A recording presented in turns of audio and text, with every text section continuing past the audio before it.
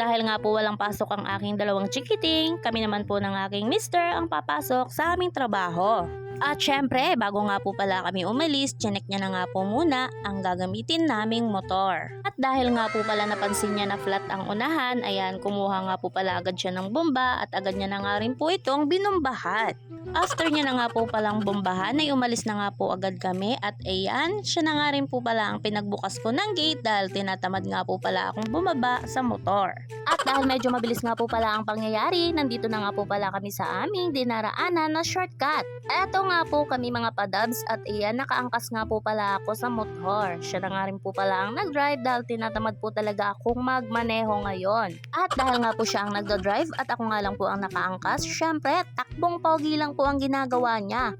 At pagsubukan niya nga po palang bilisan mga padabs, naku, katakot-takot nga po pala ang ginagawa ko sa kanya. So ngayon po, dahan-dahan nga lang po pala talaga ang kanyang pagpapatakbo. Syempre, mahirap na po, di ba? Hindi mo nga po kasi masabi ang disgrasya. Mga padabs, magkasama nga po pala kami ng aking mister sa trabaho. At baka nga po tanungin niyo kung ano nga po pala ang trabaho namin, sasagutin ko na po agad.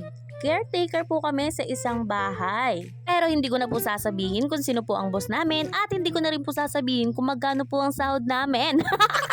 So yan, naalala nga po pala namin na wala kaming bahong ulam kaya yan, huminto na nga po pala muna kami at bumili siya. At yan, medyo bumilis nga po pala kami mga padabs at nandito na nga po pala kami sa aming papasukan. O diba, ang dami nga po palang construction worker. Syempre, Sabado ngayon kaya kailangan nilang pumasok. Alam na, sahod. At pagkatapos ko nga po pala mag-login mga padabs, pupunta na nga po pala ako sa aking mister dahil hinihintay niya na nga po pala ako sa aming tagpuan. Charot lang, kinilig na naman po ang inyong banay. Pag umaga nga po pala mga padabs at papasok po kami sa aming trabaho, ayan, mga nakakasabay na nga po pala namin yan mga construction workers. Shout out nga po pala sa mga construction workers na masisipag. Abay, kailangan nga po pala magsipag ng magsipag ngayon dahil pamahal na nga po pala ang bilihin. Mga padabs, medyo malayo nga po pala yung aming pinapasukan, kaya ayan, dito pa lang po kami sa kalahatian. Kaya ayan nga po, medyo naiinip na nga po ako at sinabihan ko na nga po siya na medyo tulinan na. Yung mister ko talaga masunurin talaga pagdating sa akin. At eto na nga po, minto na nga po muna kami sa guardhouse para iabot po muna ang aming ID. At syempre, ano pa nga po ang aming gagawin? Pagkaabot nga po pala ng aming ID ay umalis na agad kami. At iyan yung masisipag na naglilinis po ng kalsada. Ang bilis-bilis nga po pala nila. At eto nga po sa part na to, nasulyapan ko si Mr. Erwin Tulfo. At yun nga po, nakarating na nga rin po pala kami sa wakas sa aming binabantayan. At ako na nga po pala ang bumaba para magbukas ng gate. As usual, ako naman po lagi ang taga-bukas. At yan nga po, ipaparada na nga po pala ng aking mister ang aming Land Cruiser. At syempre, para nga po mabilis ako matapos sa aking gawain, ayan, pagdating ko nga po pala nagbihis agad ako at nagwalis na.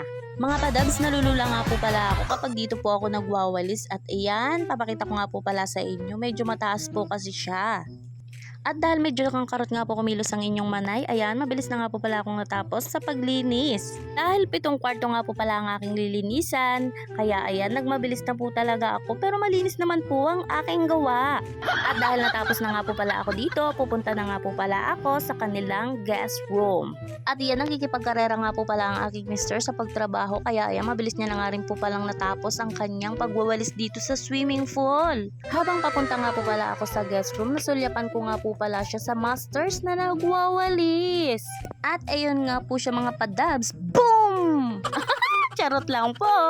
Mga padabs, hindi ko na nga po pala ipapakita sa inyo ang mga kwarto na aking pong nililinisan.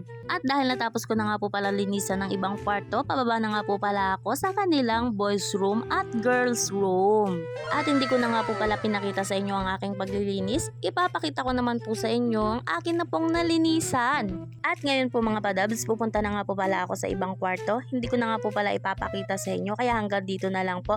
Thanks for watching!